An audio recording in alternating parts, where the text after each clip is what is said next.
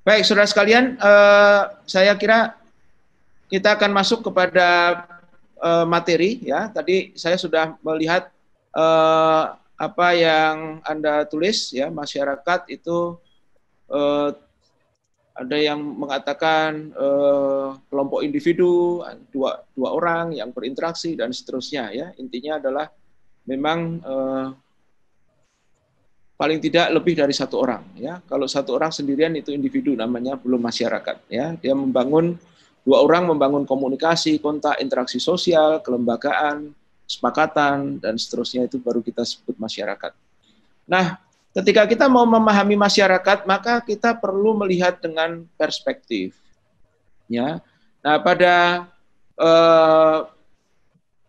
hari ini kita akan membahas tentang bagaimana cara melihat masyarakat itu ya.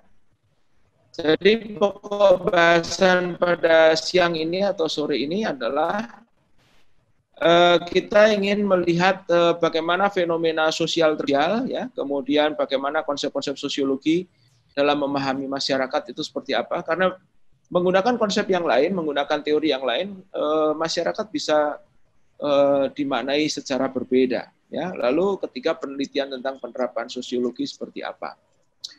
Saudara sekalian, masuk pada sub pokok bahasan pertama tentang, saya ingin membawa Anda dulu pada fenomena sosial terkini ya, masyarakat di sekitar Anda. Coba Anda lihat, kalian melihat sekitar kalian. Mungkin ada yang melihat apa namanya, rumah di sekitar rumah Anda, tetangga, melihat pasar, melihat sekolah, melihat teman sepermainan dan sebagainya ya. Coba Anda lihat fenomena sosial yang terkini yang Anda alami di sekitar Anda ya. Rasakan dulu, lalu mari kita membahas sub pokok bahasa nomor 1. Fenomena sosial terkini dari interaksi sampai dengan perubahan sosial. Saudara sekalian, Caron tahun 1980 mengatakan bahwa sosiologi itu berupaya memahami keadaan sosial manusia dengan memusatkan perhatian pada masyarakat, organisasi sosial, ya, kelembagaan, interaksi, dan masalah-masalah sosial. Tadi saya sudah katakan ya, masyarakat itu dia membangun organisasi, membangun interaksi, membangun komunikasi, dan sebagainya. Kemudian gagasan utama dalam sosiologi adalah bahwa umat manusia itu, individu manusia itu adalah sosial. Apa itu sosial? Menjadi sosial dalam hal ini berarti bahwa dalam proses perkembangannya, manusia itu akan tergantung sesamanya. Dia tidak akan pernah bisa mandiri. Ya, sehebat apapun dia tidak akan pernah bisa mandiri. Dia akan mati. Ya, jadi dia pasti membutuhkan orang lain. Ya, lalu dia membangun organisasi sosial. Apa itu organisasi? Organisasi itu siapa melakukan apa, ya? Rumah tangga itu organisasi, ya. Ayah melakukan apa, ibu melakukan apa, anak pertama melakukan apa, anak kedua melakukan apa. Anda coba lihat di keluarga masing-masing. Kelihatan sekali di sana ada organisasi sosial, ya. Dan kemudian membangun masyarakat. Sehingga kemudian dapat dirumuskan bahwa sosiologi adalah ilmu yang mempelajari struktur sosial, ya. Struktur sosial. Anda perlu tahu apa itu struktur sosial.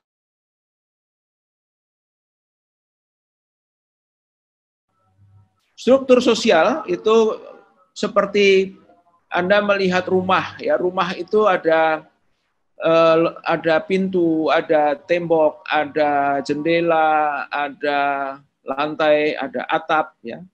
Setiap yang saya sebut tadi, ya, lantai, atap, jendela, pintu, memiliki fungsi yang berbeda-beda.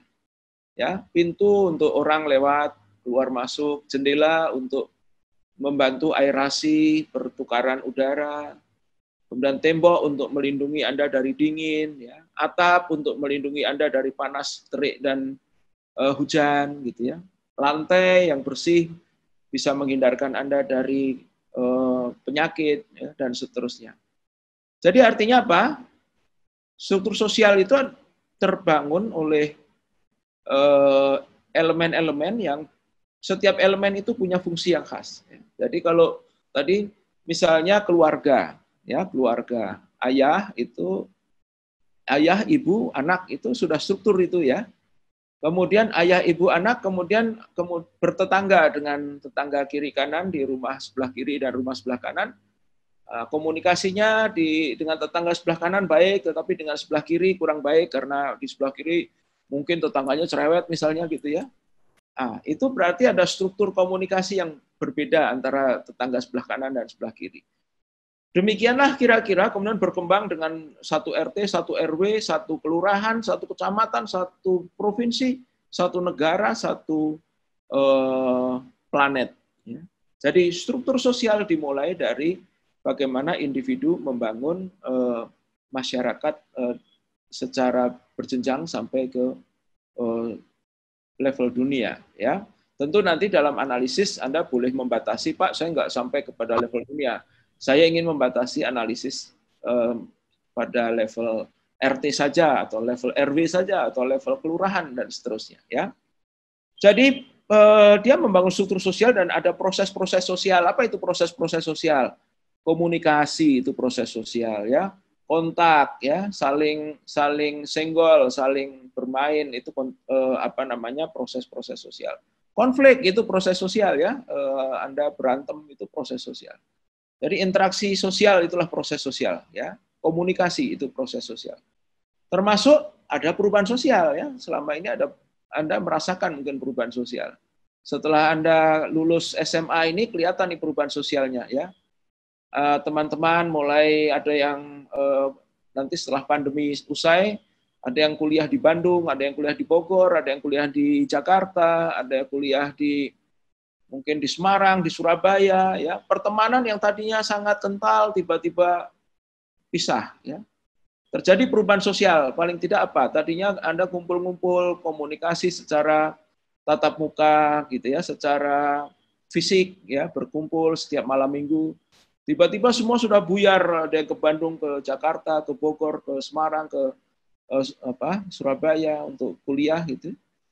Lalu komunikasinya tinggal lewat Facebook ya, tinggal lewat Facebook, lewat WA gitu, yang mungkin tidak seintens seperti ketika Anda berkontak sosial secara fisik. Ini perubahan sosial ya. Nah, perubahan sosial ini berlanjut secara cepat akibat adanya teknologi. Hari ini terjadi perubahan sosial ya, kuliah kita ini tidak lagi tatap muka ya. Beruntung kita ada media sosial namanya Zoom, sehingga kita bisa dikumpulkan di suatu tempat tanpa harus berkontak fisik. Ya, karena ada pandemi. Nanti ketika pandemi sudah berakhir, kita akan kontak fisik secara face to face berada di kampus IPB Darmaga.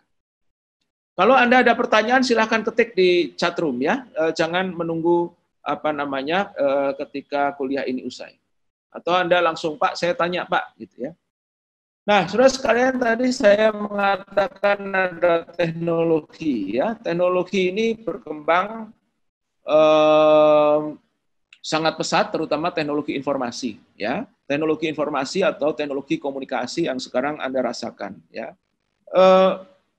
Dampak positif dari perkembangan teknologi komunikasi adalah hari ini tidak ada jarak sosial, tidak ada batasan ya. Anda bisa berkomunikasi dengan saya, ada yang dari Kalimantan, ada yang dari Sumatera Barat, ada yang dari Papua, dari Jawa Timur ya.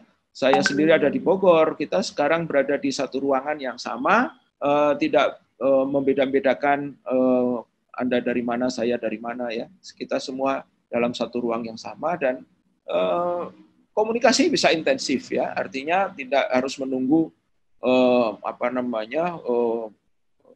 nanti lagi ya. Jadi artinya detik ini pun kita bisa saling bertanya ya. Bahkan setelah kita selesai ini pun nanti kita masih bisa bertegur sapa menggunakan WA group kan. Ini dampak positifnya. Setiap orang sekarang bisa disenggol kapan saja ya. Saya masih ingat dulu waktu saya kuliah di IPB tahun 80-an itu, kalau saya mau berkomunikasi dengan ayah ibu saya di Solo itu pakai surat ya.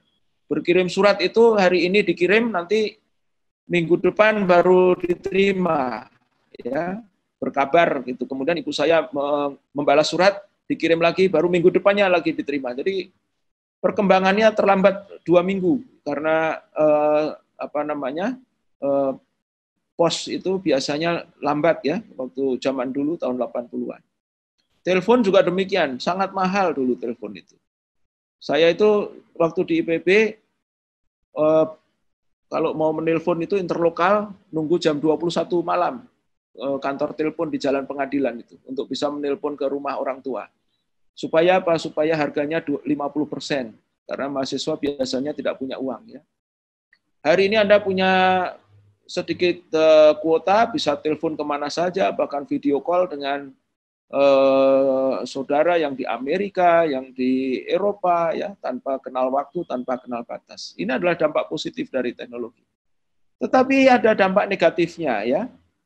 Ada namanya digital divide, ya. Jadi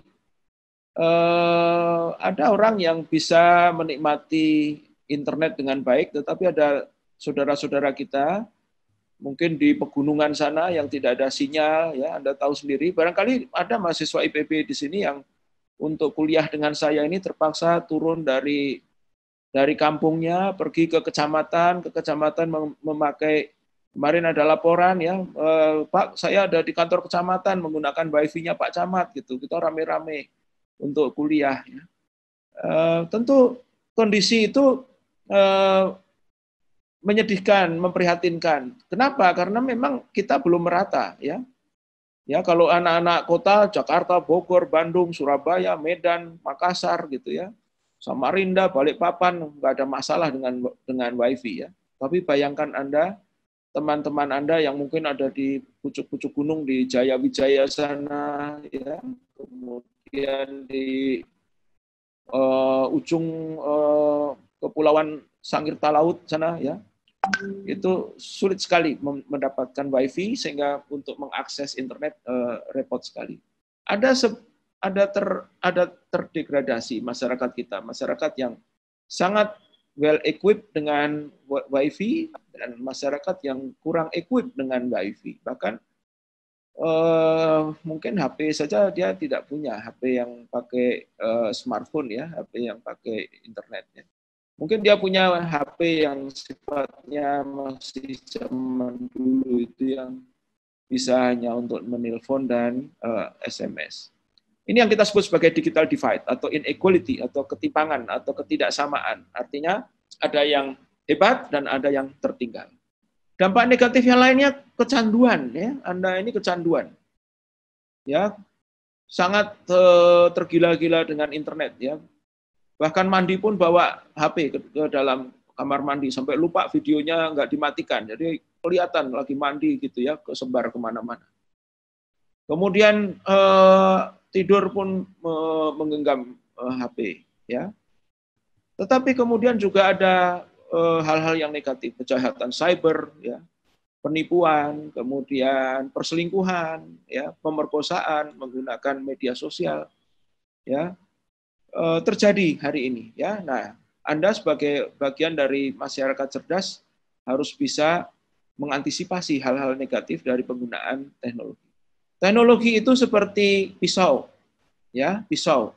Anda bisa membunuh orang menggunakan pisau, tetapi kalau Anda mau memanfaatkan pisau untuk mengupas bawang merah, mengupas cabai, mengiris cabai, mengupas bawang putih, pisau sangat berguna ya. Nah, jadi teknologi komunikasi juga seperti pisau. Anda mau gunakan untuk membunuh, untuk membuat kejahatan, atau Anda akan menggunakannya untuk kebaikan. Ya. Nah, saudara sekalian, ini perkembangan teknologi. Lalu apa yang lainnya? Ya, ini lihat masyarakat kita hari ini dengan pandemi COVID-19. Perekonomian lumpuh karena pabrik-pabrik sekarang ini. Anda tahu sendiri pabrik biasanya tempat berkumpul para buruh ya. Ketika buruh itu berkumpul banyak orang di suatu tempat, tempatnya juga tertutup, terjadilah penularan COVID-19. Akhirnya apa yang terjadi? Pabriknya ditutup, buruhnya dirumahkan atau di PHK. Terjadilah pengangguran, ya. Pandemi ini menyebabkan secara ekonomi lumpuh luar biasa, pengangguran merebak. Kemudian kalau Anda baca di koran atau Anda lihat di televisi, gugatan perceraian meningkat ya gara-gara pandemi COVID. Kenapa? Karena mungkin keluarga itu mengalami kekurangan, suaminya di PHK, istrinya merengek terus, ya suaminya nggak sabar, lalu diceraikan. Terjadilah perpecahan rumah tangga. Ya, dampak COVID yang lain, yang paling kelihatan hari ini, orang sekarang tidak lagi percaya dengan tetangga sebelah kiri kanannya. Ya, begitu ada orang nempel-nempel sedikit, langsung Anda menghindar. Kenapa? Karena takut ketularan virus. Ya, walaupun sudah mulutnya dibalut pakai masker 3 lapis pun, Anda masih tetap was-was. Ini orangnya nanti jangan-jangan muncrat air liurnya atau muncrat bersinnya ke hidung saya misalnya ya, tiba-tiba masuk virusnya, bahaya. Ya, karena COVID ini mematikan ya. Setiap hari kita lihat kematian akibat COVID di televisi sangat menakutkan. Nah, apa artinya? Terjadi perubahan sosial, orang tidak percaya dengan orang lain. Ya. Sekarang bahkan ada saudara jauh datang aja langsung minggir-minggir kita ya. Jangan dekat-dekat ya, jangan-jangan kamu bawa virus. Ya, OTG, orang tanpa gejala. Apa yang terjadi? Terjadi perubahan sikap curiga. Ya. Sikap curiga. Ini perubahan sosial yang tidak pernah terduga. Sekarang orang sangat curiga. Ya. Dulu seorang pemuda melihat seorang perempuan langsung naksir. Sekarang, jangan-jangan dia COVID gitu ya. Gua taksir nanti gua kena COVID gitu ya. Sehingga kemudian sekarang ketakutan naksir orang. Ya, pacaran sekarang nggak bisa. Pacarannya lewat wifi saja karena takut nanti saling tular menulari. Jadi ada eksklusi sosial ya. Orang saling mengeksklud yang lainnya. Ya, mengeksklud itu menyuruh pergi, ya, konflik meningkat, ya, karena tiba-tiba orang curiga, kamu kok bersin melulu, kamu COVID ya, padahal dia sebetulnya bersin kena nyium cabai dan nyium bawang gitu ya. Terjadi siak wasangka, ya, masyarakat kemudian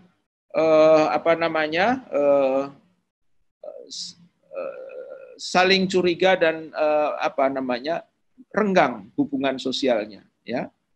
Tidak lagi bertegur sapa. Bahkan kita saling bertegur sapa aja susah ya. Kita kalau semua pakai masker, walaupun Anda senyum pada tetangga nggak tahu bahwa Anda senyum kan. Ya. Kalaupun Anda melet-melet gitu ya pakai masker, tetangga sebelah kanan kiri juga nggak tahu kalau Anda tuh sedang melet-melet atau ya menjulurkan lidah gitu. Jadi terjadilah perubahan sosial yang luar biasa hari ini. Kita terindividualisasi seperti ini. Coba lihat Anda di wifi ini, kita di kotak-kotak seperti ini. Nah, bagaimana kemudian menurut Anda mengatasi ini? Nanti Anda silahkan diketik ya. Dengan adanya COVID ini, bagaimana seharusnya ya? Kita pengen masyarakat ini guyup, tetapi kalau guyup rukun gitu ya, tapi ternyata berkerumun itu membahayakan. Jadi kita sekarang bagaimana ini caranya? Coba ya nanti saya minta pendapat Anda sebagai orang yang sudah mulai belajar sosiologi. Oke. Ada pertanyaan sebelum saya masuk ke bab berikutnya, subbab berikutnya.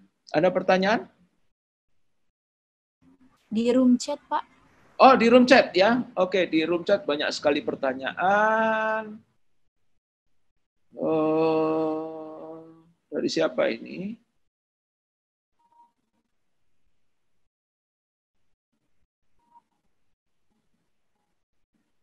Oke. Banyak sekali. Pak izin bertanya. Oke, ini ada beberapa ya. Kenapa perkembangan teknologi bisa menurunkan kualitas sumber daya? Sebentar, nanti saya jawab ya. Pak ingin bertanya, bagaimana cara kita menghadapi kesenjangan sosial yang terlihat dalam masyarakat, dan Herdian tentang teknologi merusak lingkungan, kemudian Anis Mutia tentang bagaimana menghadapi kesenjangan sosial, lalu Jundi Fatan Pak bertanya, apakah dengan lebih banyaknya dampak negatif daripada dampak positif dari teknologi menyiratkan bahwa teknologi itu buruk? Saya ke Juni dulu.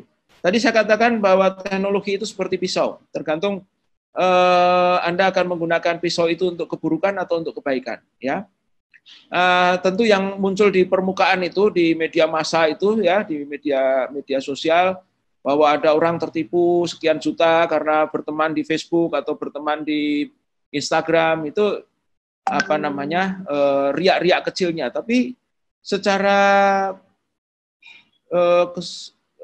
sebagian besar saya kira media sosial, teknologi informasi ini memberikan manfaat ya. Paling tidak seperti ini, kita bisa berdiskusi dengan WA Group, bertanya jam 2 pagi bisa bertanya, tidak perlu nunggu hari mulai terang kan gitu ya.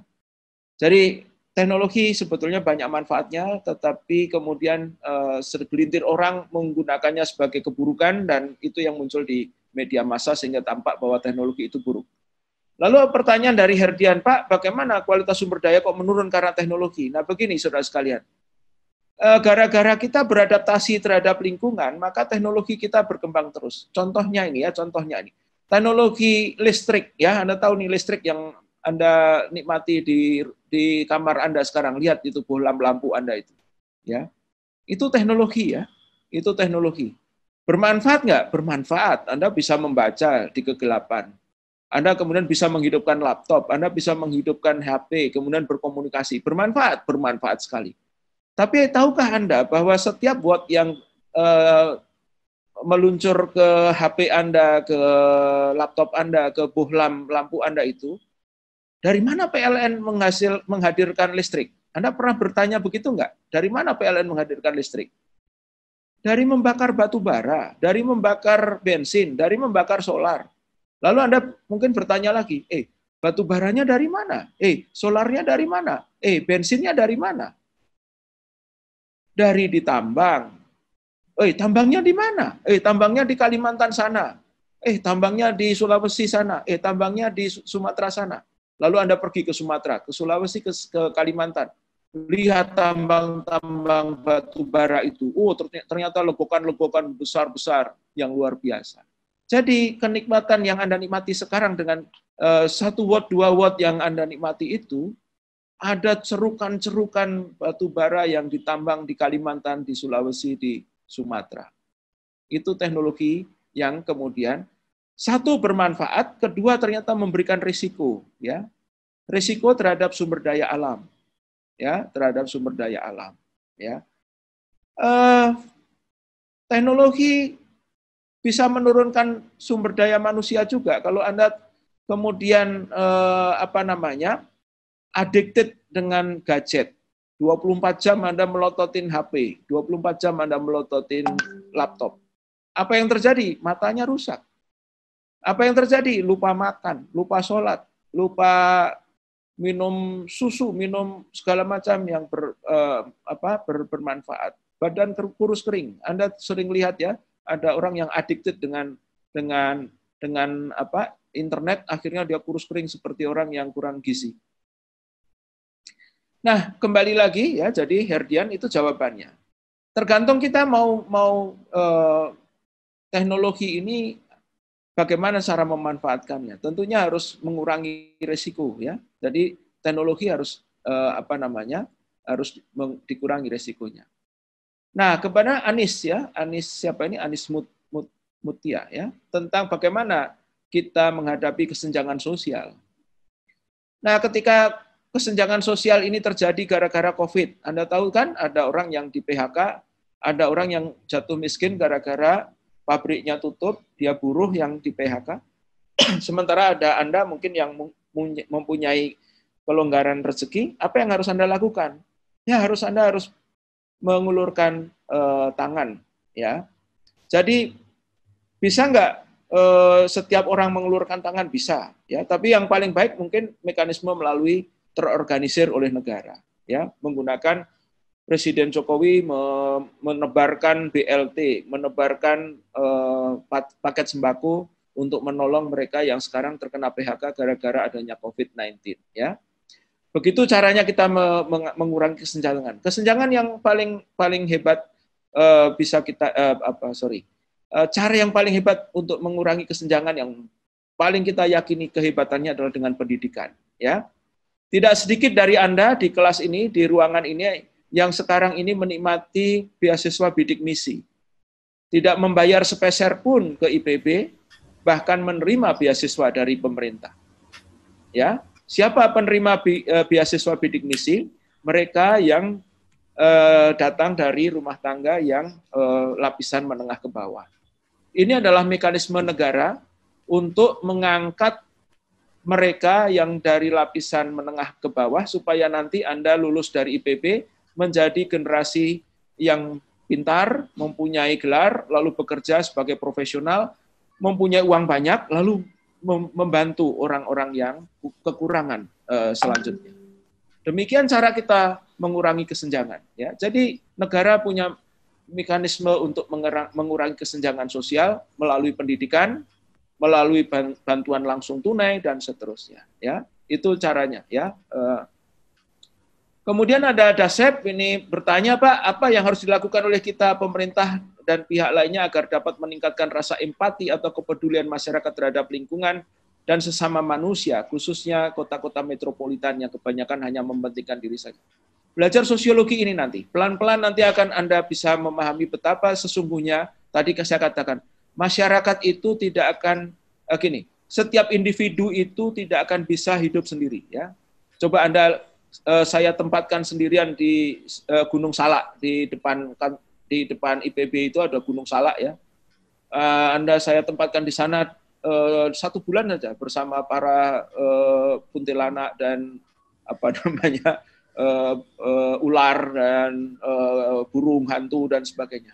Ya, Anda mungkin sebulan kemudian jadi Tarsan atau mungkin atau diterkam harimau di sana karena masih ada harimau di sana. Ya, baik. Pertanyaan masih banyak, tapi saya harus selesai dulu ya. Saya harus beralih. Ya, nanti Anda saya berikan waktu lagi. Baik, saudara sekalian, saya beralih ke pokok bahasan kedua. Nah, begini saudara sekalian, sosiologi itu tidak bisa melihat masyarakat itu secara netral. Saya ulangi ya, sosiologi itu tidak bisa melihat masyarakat secara netral. Waduh Pak, berarti kita harus memihak, bukan memihak. Jadi tergantung kacamata apa yang kita pakai, sehingga kemudian kita akan melihat masyarakat itu menjadi berbeda. Ya, contoh yang paling mudah begini. Nanti kita akan belajar 3 wajah ini ya. Ini mbah buyutnya sosiologi ini ya. Yang berewokan ini berewokan ada 2 ya. Semua berewokan ya. Tapi berewokan putih ini ya. Yang berewokan putih ini namanya Mbah Karl Marx ya. Kemudian yang berewokan hitam ini namanya Mbah Max Weber ya. Saya sebut Mbah karena mereka sudah mendiang ya, sudah meninggal dan umurnya mungkin ya kakek buyut Anda lah gitu ya. Yang botak ini adalah Emil Durkheim ya.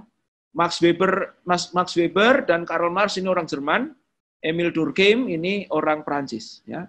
Ingat-ingat ya, Emil Durkheim ya itu Prancis, yang 2 Max Weber dan Karl Marx itu orang Jerman. Kita mulai dari Karl Marx ini yang berewokan putih itu ya. Karl Marx itu melihat masyarakat itu selalu dalam kacamata konflik. Ya. Nah, jadi nanti kalau ada ujian, masyarakat itu selalu dilihatnya konflik. Misalnya, gimana Pak? Misalnya begini, ayah dan ibu. Ya, ayah dan ibu. Ya, kita paling mudah itu melihat ayah dan ibu aja lah ya, nggak usah jauh-jauh ke Pak RT atau Pak RW atau Pak Presiden atau apa. Ayah dan ibu, semua punya ayah dan ibu ya. Ya, walaupun mungkin ada yang berjauhan atau mungkin mohon maaf ada yang sudah meninggal ayahnya atau ibunya, atau mungkin mohon maaf ada yang bercerai ya. Tapi adanya Anda kan adanya ayah dan ibu ya. Nah, ibarat asumsikan ayah dan ibu ini dalam kondisi normal, ada ayah dan ibu, ada laki dan perempuan. Ayah dan ibu itu kalau menggunakan kacamatanya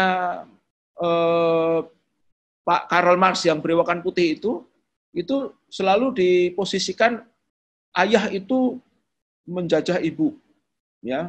Ibu itu dieksploitasi oleh ayah, digaji kecil, dikasih nafkah tidak banyak, tapi disuruh mencuci piring, ngepel, melahirkan anak, menyusui, menimang-nimang anak, ya, dan seterusnya. Sehingga yang terjadi adalah sesungguhnya perempuan itu di bawah telapak kaki para suami.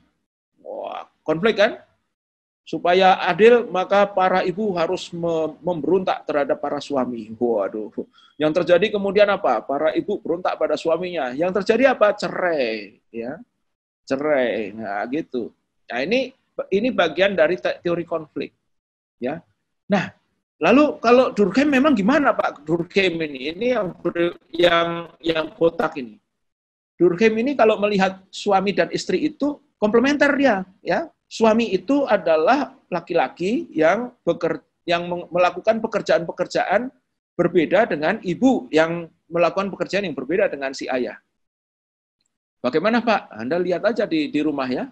Kalau ayah Anda itu normal gitu, ya, itu yang memperbaiki kalau ada lampu mati. Biasanya ayah atau ibu kalau lampu mati itu? Ayah, ya. Ya. Kalau ya kan, kalau ada genteng bocor atau di jalan ada banjir, air tergenang, itu yang melakukan sesuatu ayah atau ibu? Ayah, ya kan? Tapi kalau mencuci piring, memasak gitu, kira-kira ayah atau ibu biasanya? Ibu, ya kan? Ada juga ayah, Pak, ayah saya chef, Pak. Koki hebat, jadi yang masak selalu ayah, itu kan karena profesi, ya. Tetapi biasanya begitu. Nah, menurut Pak Emil Durkheim, suami dan istri itu hubungannya adalah hubungan yang saling melengkapi, ya, saling melengkapi. Ya, beda kan dengan Pak Karl Marx yang berewokan putih ini. Suami istri itu dibentur-benturkan. Kalau Emil Durkheim tidak dibenturkan, mereka saling melengkapi, ya. Istri mencuci piring, istri menanak nasi, menimang bayi, suami mencari nafkah, suami kemudian pergi ke kerja dan seterusnya untuk menafkahi istri. Ini yang kita sebut division of labor menurut Pak Emil Durkheim. Division of labor. Division itu divisi, ya. Pembagian kerja. Pak, kalau yang brewoknya warna hitam gimana, Pak? Nah, brewok yang warna hitam itu melihat masyarakat, katakanlah masyarakat itu rumah tangga, menggunakan kerangka pikir rasionalitas, ya. Jadi bagaimana, Pak? Jadi begini, suami dan istri itu dua-duanya orang yang rasional, ya. Jadi kalau menikah itu kalau sama-sama menguntungkan, mari kita teruskan rumah tangga ini. Tapi kalau tidak menguntungkan, mari kita cepat-cepat bercerai, gitu kira-kira, ya. Jadi nanti kalau Anda nanti menikah, kira-kira Anda akan menggunakan kerangka pikirnya Pak Karl Marx yang brewok putih ini, atau Pak Emil Durkheim yang botak ini, atau Pak Max Weber nih yang jenggotnya warna hitam ini kira-kira. Botak. Siapa ya? Pak Botak. Yang botak. Yang botak, ya. Tapi kalau yang sudah tidak tahan lagi dengan yang Pak Botak ini, mungkin solusinya yang Pak Brewok putih ini, ya. Ya, mati. Karl Marx, ya, konflik, ya. Solusinya konflik, ya. Ya. Tapi oke, sepanjang masih saling menguntungkan, mari kita terus membangun rumah tangga gitu, ya. Kalau Max Weber begitu, kira-kira, ya. Oke, good. Nah, jadi inilah yang kita sebut sebagai apa yang kita sebut perspektif, ya. Jadi nanti Anda selalu bilang perspektif Weber, Marx atau Durkheim, ya. Ya. Silahkan, ya. Sekarang saya mau minta ketikan kepada Anda, ya, siapapun. Tolong setiap dari Anda ketik, Pak, saya tertarik dengan Durkheim. Pak, saya tertarik dengan Marx. Satu saja pilih, ya. Coba Anda ketikkan di room chat, ya. Siapa memilih Durkheim, siapa memilih Weber, dan siapa memilih Karl Marx. Silahkan ketikkan, ya. Silahkan, misalnya, saya Buddha memilih Marx. Pak, saya Agus memilih Weber. Ya. Pak, saya condong memilih Durkheim. Gitu. Ketikkan, ya. Supaya saya tahu kecenderungan Anda dalam melihat masyarakat itu, apakah melihatnya secara konflik, secara kerjasama, atau secara rasional. Ya. Silahkan diketikkan. Ya. Wah, ini banyak sekali ini. menarik ini ya. Wah, ada yang Pak saya Durkheim Pak. Pak saya Weber, oke. Pak saya cenderung Marx, waduh. Wah saya Marx Pak, wah suka konflik ini ya. Saya Durkheim Pak, oke. Saya tertarik dengan Max Weber, oke. Ya saya tidak perlu ya. Coba saya mau undang 3 orang. Siapa yang memilih Karl Marx? Kenapa? Siapa yang Karl Marx? Silakan. Halo? Saya memilih Karl Marx, Pak. Ya, silahkan. Kenapa? Karena yang saya tahu Karl Marx itu memiliki keahlian di banyak bidang, Pak. Sampai dia bikin buku yang judulnya Das Kapital. Ya. Tapi dia menganjurkan konflik tuh. Anda senang konflik? Enggak sih, Pak. Cuma menurut Karl Marx, karena Karl Marx itu melihat tentang ekonomi politik di Inggris, jadinya dia bikin sebuah penelitian tentang konflik, Pak. Oke. Ya, makanya dia selalu menggunakan alat konflik untuk membereskan masyarakat ini. Oke, nggak apa-apa pilihannya. Siapa sekarang yang memilih Durkheim? Halo, silakan. Halo, Durkheim, yang milih Durkheim yang Bapak botak tadi. Halo, siapa? Silakan. Halo, nggak ada. Kan banyak tadi itu yang ngetik Durkheim. Kenapa kok Anda milih Bapak botak ya? Pak, karena saya tertarik dengan botaknya. Ayo, siapa? Ada? Saya, Pak. Oke, silahkan. Siapa namamu? Askar, Pak. Ya, Askar, silahkan. Tadi kan Durkheim itu mengatakan bahwa dalam masyarakat itu harus saling melengkapi gitu. Ya. Nah, setiap manusia itu kan pasti memiliki potensinya masing-masing. Ya. Kalau misalnya kalau misalnya setiap potensi itu digabungkan untuk membangun masyarakat, maka akan tercipta masyarakat yang lebih baik daripada sebelumnya gitu, Pak. Oke. Ya. Itulah yang disebut struktural fungsional ya. Jadi persis seperti mobil. Bangunan mobil itu ada roda, ada setir, ada aki, ada bumper, ada kaca gitu ya. Mereka saling melengkapi kemudian membentuk sebuah benda namanya mobil ya. Bayangkan kalau hanya ada aki saja, kira-kira jadi mobil nggak kalau hanya aki saja? Tidak, Pak. Nggak ada ya. Setir saja jadi mobil nggak? Tidak. Tidak ya. Ya, oke. Itulah Durkheim ya. Oke, good. Kemudian siapa yang tadi mengatakan saya pilih Max Weber, Pak? Rasional. Halo? Halo? Saya, Pak. Ya, siapa namamu? David, Pak. David, ya, gimana? Kenapa Anda pilih Max Weber? Karena kalau menurut saya, untuk menentukan pilihan saat ketika kita di masyarakat, segala sesuatu tuh harus pilih berdasarkan logika, Pak. Kalau kita milihnya berdasarkan perasaan, bisa, cuman kurang optimal gitu. Apalagi kalau misalnya keputusan tersebut mempengaruhi banyak orang. Gitu. Okay. Iya. Jadi segala sesuatu tuh kita harus memilih berdasarkan alasan, fakta yang jelas gitu, Pak. Mantap, ya bagus ya. Tolong kamu ketik ya, tadi yang milih Durkheim, memilih Weber, memilih Marx ya. Tolong ketikkan di room chat. Alasan saya memilih Durkheim karena begini. Alasan saya memilih Max Weber karena begini.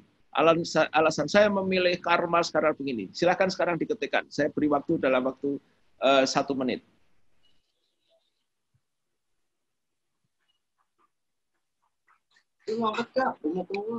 Ya, 1 menit ya, nggak apa-apa. Saya tunggu. Kita punya banyak waktu, tenang aja. Jangan takut. Saya akan melihat bagaimana Anda. Saya memilih Durkheim karena apa? Ayo, monggo, silakan. Tadi mungkin yang sudah memberikan alasan tadi bagus ya. Yang memilih Karl Marx ya, kemudian ada yang memilih Durkheim tadi, saling melengkapi ya, itu bagus, jadi sinergisme. Kemudian yang memilih Max Weber tadi ya.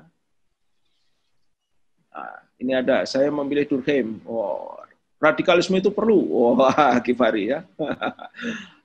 Bismarck, menurut saya teori. Oke, good. Christian, oke. Kenrick ini Durkheim ya. Oke, Fajrin, Karl Marx tidak mendukung konflik, namun menyatakan bahwa oke, ya, Cina yang oke, Durkheim, oke, oke.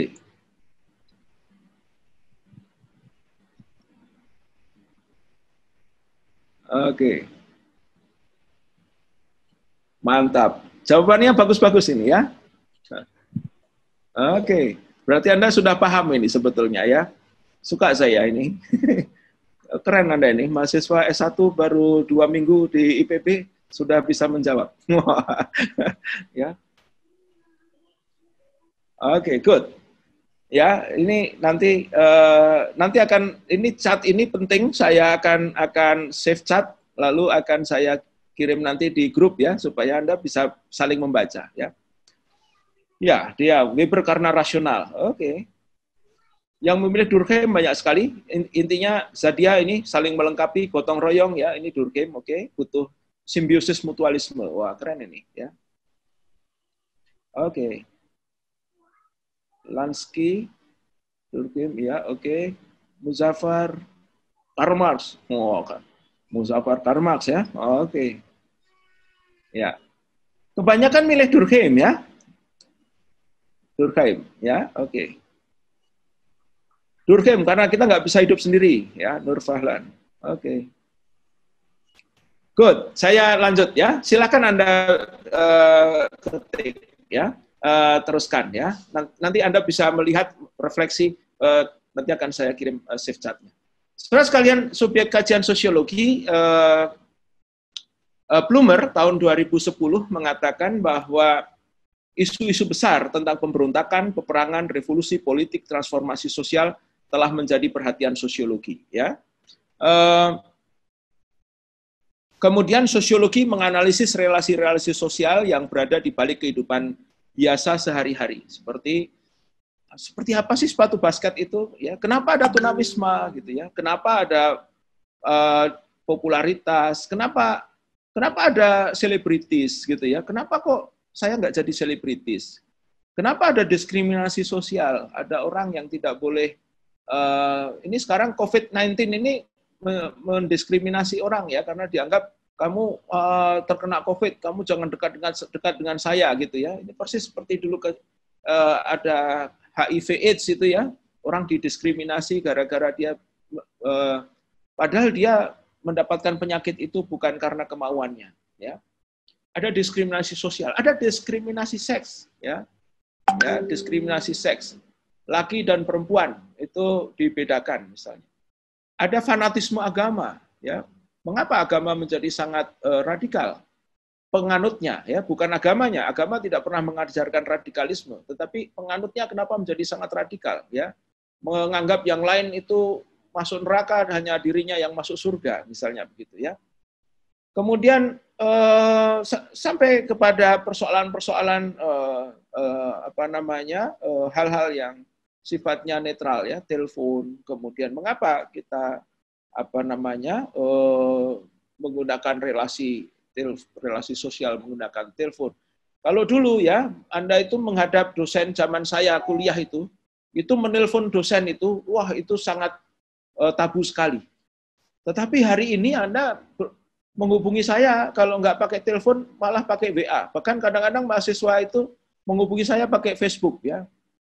Tiba-tiba di inbox message saya ada, Pak, saya mahasiswa Bapak, kemarin ikut kuliah, saya mau tanya dong Pak tentang hal ini, saya belum jelas, tolong Bapak bisa jelaskan. Kalau itu terjadi pada tahun 80-an, Anda mungkin akan dimarahi oleh para profesor sepuh itu ya. Tapi hari ini niscaya kita tidak bisa menghindari penggunaan media sosial untuk berinteraksi. Ini adalah subjek kajian sosiologi, ya. Lalu sosiologi dapat mempelajari apa saja dan semua hal yang besar maupun yang kecil. Dari masalah keluarga tadi ya, suami istri, hubungan suami istri, sampai masalah besar hubungan antara Cina melawan Amerika hari ini yang tegang, atau Cina yang mengalami ketegangan dengan India di perbatasan. Ya. Mengapa sekarang banyak sekali narasi peperangan yang dimunculkan di koran-koran oleh negara-negara besar itu? Ya, Anda lihat sendiri ya, hari ini setiap negara seolah mau pengen perang ya. Cina ingin menyerang ASEAN, memperebutkan Laut Cina Selatan misalnya, ya. Padahal Indonesia tenang-tenang saja misalnya, kan gitu ya. Ini adalah fenomena sosiologi skala makro yang bisa kita pelajari. Kejadian-kejadian secara makro yang bisa dipelajari oleh sosiologi. Kemudian segala sesuatu yang dilakukan oleh manusia melibatkan aspek sosial. Maka segala hal apapun dapat dianalisis secara sosiologis, ya. Pokoknya segala sesuatu yang berhubungan dengan manusia pasti bisa dianalisis oleh sosiologi, ya. Termasuk perilaku Anda hari ini, ya. Apakah Anda itu introvert atau ekstrovert, ya? Anda ini tadi saya lihat cukup terbuka.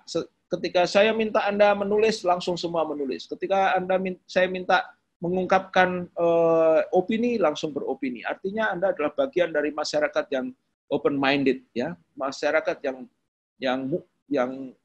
responsif, ya. Dan saya lihat banyak dari Anda yang masyarakat yang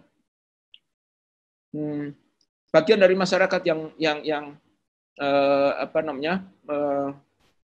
pluralistik, ya, pluralistik. Artinya tidak memandang bahwa orang lain itu lebih buruk dari Anda, atau orang lain itu pasti buruk, Anda pasti baik, ya.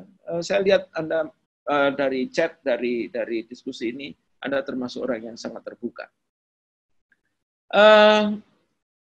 Saudara sekalian, melihat sesuatu ini perlu ada dimensi, ya, dimensi. Jadi apa itu dimensi? Dimensi itu bidang, ya. Robert Brehm itu mengatakan bahwa dimensi itu panjang, lebar, ya, dalam, ya, waktu, kemudian sosial, gitu ya. Jadi kita melihat masyarakat itu juga dari kacamata dimensi, bisa diukur, ya. Ya, jarak sosial itu seperti apa, ya, jaraknya berapa jauhnya, gitu ya. Kedalaman komunikasi kita, ya. Mungkin komunikasi kita kedalamannya masih terbatas dengan WiFi ini, ya. Tapi nanti kalau COVID-19 mungkin sudah beranjak pergi, normal kembali, nanti Anda ada yang sering di kampus ketemu saya, kita ngobrol di sela-sela sambil makan siang di kantin, ya. Sehingga jarak sosial kita menjadi makin dekat, ya. Kedalaman komunikasi kita menjadi meningkat, ya. Tidak hanya sekedar komunikasi kuliah, tapi komunikasi yang lain, ya. Bagaimana Pak, saya mau membangun bisnis gini Pak, bisa nggak saya diberi saran cara membangun bisnis misalnya, ya. Jadi kita berkomunikasi jauh lebih erat dan seterusnya. Ini yang kita sebut dimensi. Sosiologi merupakan ilmu yang memberikan kemampuan kepada kita untuk melihat dimensi kelima ini, ya, kelima dimensi ini, sehingga kemudian manusia bisa kelihatan secara utuh, ya. Jadi ada 5 dimensi untuk melihat manusia, ya. Dimensi waktu, ya. Saya baru berdiskusi dengan teman saya di Facebook, gitu ya, berromantika di masa lalu. Anda perlu tahu, ya, dulu waktu saya kuliah di IPB itu SPP itu masih 22.500 bayarnya. Kemudian kiriman para mahasiswa dari daerah itu rata-rata di Bogor itu 50.000 per bulan. Kita jarang yang punya motor. Kalau kemana-mana kita naik bemo. Bemo itu di Bogor itu tarifnya 25 perak atau 50 perak kalau agak jauh, ya. Kalau dari Darmaga ke Baranang Siang itu bisa 100 perak, gitu ya, 100 rupiah. 100 rupiah itu sangat berarti sekali, ya. Karena dulu bayar kos-kosan itu, ya, Anda tahu di Bogor itu dulu kos-kosan itu kamar ukuran 3x3 itu harganya 25.000, itu sudah lumayan bagus, ya, 25.000 per bulan. Anda bisa membayangkan hari ini di Bogor harga kamar itu sekitar 600.000 per bulan, ya, untuk kamar ukuran 3x3 misalnya, gitu. Bayangkan, ya, betapa sederhananya waktu itu. Tetapi pada masa itu juga barang-barang tidak mahal dan pendapatan juga tidak tinggi, ya. Jadi mahasiswa dengan diberi kiriman 50.000, 40.000 per bulan itu sudah bisa hidup di Bogor pada masa itu. Kalau hari ini Anda diberi 40.000 per bulan gitu, kira-kira bisa hidup nggak di Bogor ya? Itu cuma 2 kali makan bakso gitu ya, 40.000 gitu ya, sehingga mungkin Anda bisa kelaparan dalam waktu 1 bulan penuh gitu ya. Nah, artinya apa? Artinya dimensi waktu ini mengubah fenomena sosial yang terjadi. Ya, tentu ekonomi bermain sangat penting di sana. Ya, saudara sekalian, Peter Berger mengatakan perspektif sosiologi itu membuat kita melihat dengan cara baru. Ya, pencerahan dunia di mana kita hidup selama ini. Ya, merupakan bisa melihat transformasi kesadaran. Ya, bahwa ternyata ada perubahan di sana. Ya, seperti tadi ya, Anda lihat. Saya ini mengalami tahun 80-an, mengalami tahun 90-an, 2000-an, sekarang 2010, 2020. Setiap dekade itu berbeda-beda. Ya. Dan kesadaran itu sendiri sangat penting bagi kehidupan manusia, bahkan merupakan kondisi bagi kesadaran. Ya.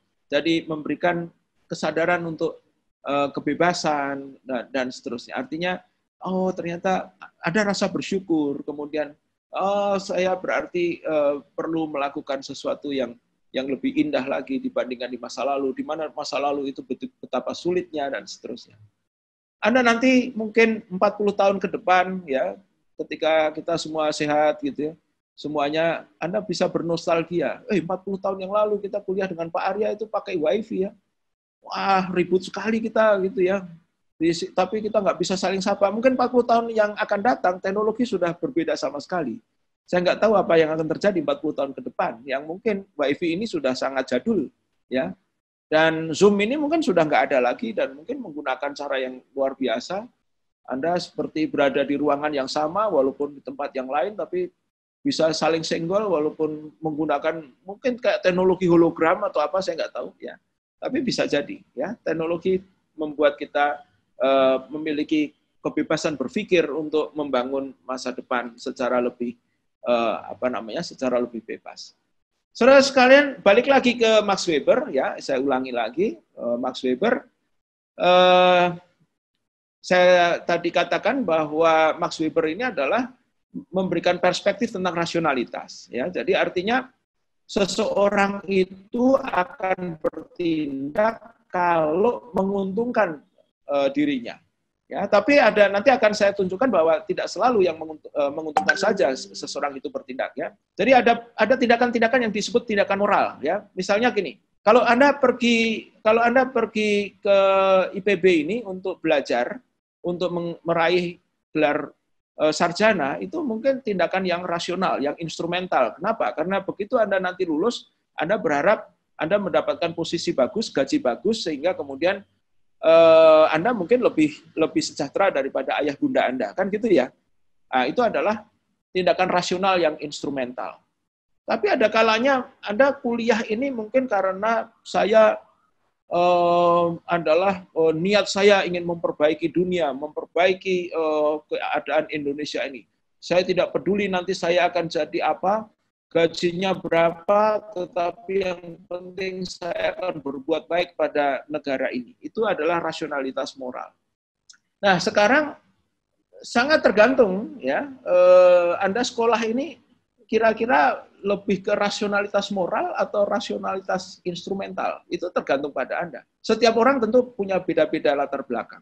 Tapi saya yakin, seyakin-yakinnya sebagian besar dari Anda sekolah ini rasionalitasnya instrumental. Ya, artinya Anda sekolah dalam rangka untuk meningkatkan kesejahteraan karena ekonomi akan berubah kalau gelar Anda lebih tinggi. Karena dunia kerja mengatakan bahwa kalau Anda hanya lulusan SMA saja bekerja di suatu perusahaan, maka gajinya lebih kecil daripada kalau seorang sarjana bekerja di tempat itu. Ini adalah tindakan sosial yang tadi saya katakan. Jadi saya katakan, saudara sekalian, kita mulai dari nomor 4 saja dulu ya. Nomor 4 dari tipe tindakan sosial ini yang kita sebut sebagai tindakan rasional berorientasi instrumental tadi. Jadi Anda rasional melakukan sesuatu karena ingin meraih sesuatu yang lebih menguntungkan. Ya. Tetapi ada nomor 3, ini adalah tindakan rasional yang berorientasi nilai. Ya. Sering Anda mungkin pergi ke pasar melihat pedagang yang tadinya Anda tidak mau beli, tapi karena pedagangnya itu tua, kasihan, kayaknya dagangannya tidak laku-laku, sehingga kemudian Anda iba, lalu Anda mengeluarkan uang untuk membeli barang yang sesungguhnya tidak Anda butuhkan. Itu adalah tindakan rasional berorientasi nilai. Ya. Anda pergi ke PMI menyumbang darah, ya, itu adalah tindakan yang rasional, karena Anda rasional. Kalau darah saya ini saya keluarkan, saya akan merasa lebih sehat, ya. Tetapi juga moral, karena moral saya bisa menolong orang lain, kan gitu ya. Nah, itu yang kita sebut sebagai tindakan rasional berorientasi nilai, ya. Jadi, saudara sekalian, tindakan sosial nomor 3 dan 4 ini biasanya berada di dalam pikiran Anda dan menentukan tindakan Anda ini sesungguhnya bernilai apa. Ya, silakan Anda menilai apakah Anda ini lebih berat ke nomor 4 atau lebih berat ke nomor 3. Ya, tetapi ada tindakan lain yang nomor 1 dan 2, kata Weber. Ya, tindakan nomor 1 ini adalah tindakan-tindakan yang sifatnya tradisional, kebiasaan-kebiasaan. Ya. Anda suka makan menggunakan garpu dan sendok. Itu berbeda dengan orang Eropa yang kalau makan menggunakan garpu dan pisau, gitu ya. Jadi itu tindakan tradisional, tidak ada alasan rasionalnya, ya. Itu hanya tradisional begitu. Kalau di kampung Anda makan pakai tangan, itu berbeda kalau di Bogor Anda makan pakai sendok, ya. Jadi tidak ada perbedaan antara orang makan pakai sendok dan makan pakai tangan, ya. Itu tindakan sehari-hari saja.